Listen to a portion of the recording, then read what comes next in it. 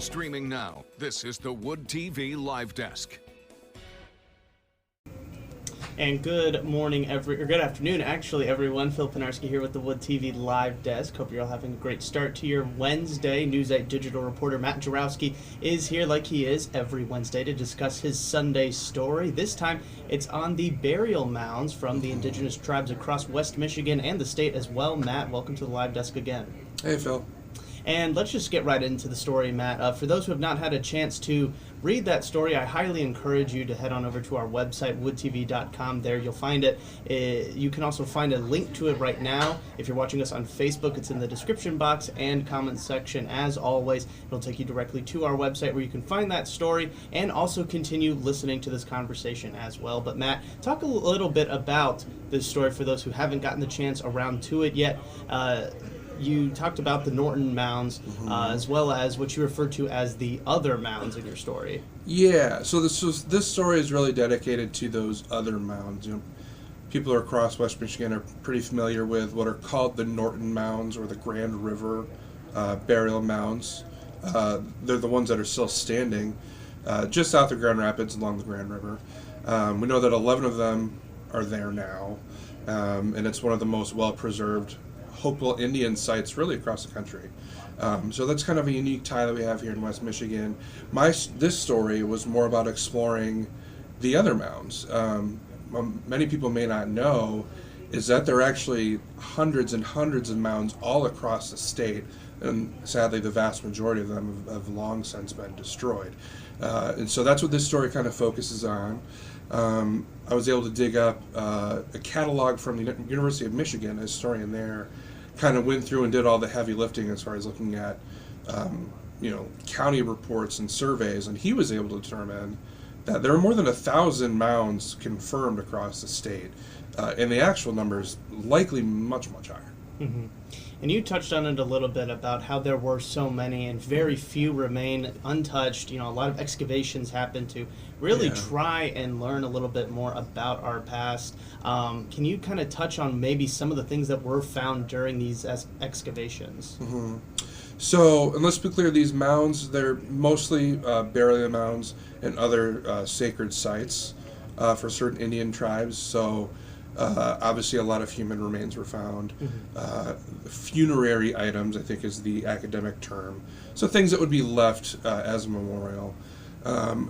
In the story, one of the big focuses is on the Converse Mounds, which was the mound group that was in downtown Grand Rapids, also right along the river. Those were destroyed in the 1850s as the city was first founded and then started to expand. They moved into that land. And that mound group in particular, there are a lot of remains and items that were pulled out. Charles Belknap, who was a former congressman and was obviously a big deal in the early years here in Grand Rapids, actually worked as a water boy on those mounds, bringing water to the people who are actually doing the work to tear down the mounds and use that dirt to fill in and make areas near the river more level. And he journaled about all the things that they found and regularly coming across human remains and arrowheads and nuggets of silver and those kind of things that he would collect. He would collect the arrowheads and even take the nuggets of silver and copper to jewelry stores to sell them for money. So a lot of really interesting tidbits there. And then outside of the Converse Mounds, we know that there were at least 8 different mound groups across Kent County. Almost all of them are now gone, which is part of what makes the Norton Mounds so special. And one of the other big figures I found was that, at least as far as confirmed mounds go, Newaygo County actually had the most confirmed mounds. They had, I want to say, 93 confirmed total mounds. So I thought that was a really fascinating number. Right. And, just kind of on the flip side of these excavations, people will argue that it was important to do so, learn a little bit more about the history, but of course, these are people have been buried there. You touched on how they found a lot of human remains there and just how sacred this is to these Native American tribes that inhabited West Michigan. What is kind of being done now to keep this from happening again and really trying to preserve the history of these tribes that lived across, not even just here in Grand Rapids, but really across the state in general? Yeah, so there are a lot of things in place now. One of the overarching arcs in the story is actually the role that the Grand Rapids Public Museum plays. Currently, it has been for a number of years now, the Grand Rapids Public Museum is considered the caretaker for the Norton Mound group. So that area, just to help preserve it and to protect it, that area is now closed to the public. And the museum is dedicated to preserving that site. The Norton Mounds and a lot of other mounds across West Michigan, there are a lot of excavations done towards the end of the 19th century. Those were led by a man called Wright Coffinberry.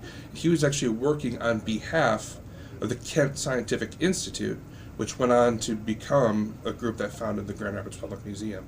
So it's an interesting tie of the early excavations were done to try and learn more about that history, and now the focus is more on preserving that history and making sure we keep that land there safe, because that, it's a fortunate way to look at it now, but those are sacred places for our indigenous tribes.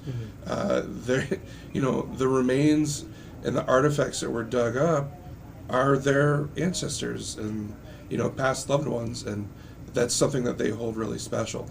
So I know now the museum works closely with those tribes. There was a bill passed in 1990, NAGPRA, that basically banned any more digs on Native American burial sites, and that any entity that accepts federal funds needs to repatriate any Native American or indigenous artifacts that have been dug up from burial sites. So I know the Public Museum, while they at one point had a lot of, I'm sure, human remains, but also artifacts from the West Michigan's mounds, those have all been given back to West Michigan tribes. And that's definitely good to hear. And the Grand Rapids Public Museum is holding an event tied to your story, Matt, and we'll actually get into that a little bit later on. Yeah. But I did kind of want to touch on something that you mentioned earlier about going through these firsthand accounts. You said that you read a couple of journal entries from Charles Belknap just regarding his time working on these excavations as a water boy. What was it like hearing and seeing and reading these firsthand accounts from something that's, nearly 100 years ago? Right, yeah. Well, and some of the details they stand out in how clear they are and how they can still translate today. I know in the Belknap Journal, he talked about how it was actually a businessman from Massachusetts who came in and bought a giant tract of land just on the west coast of the river to develop it and make money off of it. It's like, well, the property stretched from Bridge Street all the way down to Butterworth, and those are still streets that those roads still sit there today. One of the other things too that really kind of not took me by surprise, but I found interesting is how much of this stuff is still in our local library. The Grand Rapids Public Library downtown, they have their local history center there. The curator team does a ton of work and actually are a big help to me putting these kind of stories together. Even just being able to go through some of the documents. The Belknap Journal was recreated. It was something typed off the original journal. But they have collections there. Thomas Porter was one of the men working with Coffinberry on the Norton Mound and several other digs. He was, I guess, an amateur artist, they would say. But he did a lot of sketches of shards of pottery or arrowheads or other artifacts that they found in these mounds. And those sketches on that original paper are still sitting in our library 150 years after they were drawn. So to be able to interact with those things and see them and obviously handle them very delicately, but just be able to get to interact with them is pretty cool. Right. And I did want to shift gears just a little bit, Matt. Every time you come on these live desks, we love hearing kind of your desire to do the story. Why did you kind of have an interest in it and pique your interest? But you have done a lot of stories regarding Native American tribes here in West Michigan and just sort of indigenous past people that have inhabited the area that we now call Grand Rapids and Kent County and everything. What is it about that part of history that intrigues you so much? That's a great question. I don't know if I have a great answer for you. I think part of it is just the general curiosity that most of us journalists have. I know I wanted to put a series together last November for Native American Heritage Month, And so I kind of just dove into a lot of topics. And the Norton Mounds is kind of, it's something that we all kind of know about, and so that's something you want to maybe learn more about. And even as you're doing all this research, you kind of realize there could be a lot more meat on the bones, so to speak. So even though I did these 4 stories, there's still a lot of other things I wanted to look into and more stories to tell. So when the Grand Rapids Public Museum announced that they were doing this presentation this coming weekend, I wanted to revisit some of that research and focus on the Converse Mounds and all these other mounds that we don't really hear about, don't really know about. And so that's why I pushed to bring this project forward. I know the museum presentation, I believe it's this coming Saturday. Yes. 4 p.m. maybe. Double check with the museum. Yes. It's free to go to, and I believe they still have some tickets available. You just need to go claim one so that you can go. But really fascinating time. I know I spoke to the museum's Anishinaabe curator, who kind of you want the whole point of this presentation is not just to share that story of who the Hopewell people are, who the Council of the Three Fires are, and their role in they didn't necessarily found Grand Rapids, but their story here is that a lot of it's been lost to history. They have their stories and their rituals and everything that we've found. There's a lot of the history still alive, but there's so much more we could have learned if so many of these mounds weren't destroyed just by expanding our cities, or certain farmers that wanted to clear their land for their use, that kind of thing. So it's an unfortunate thing. Right.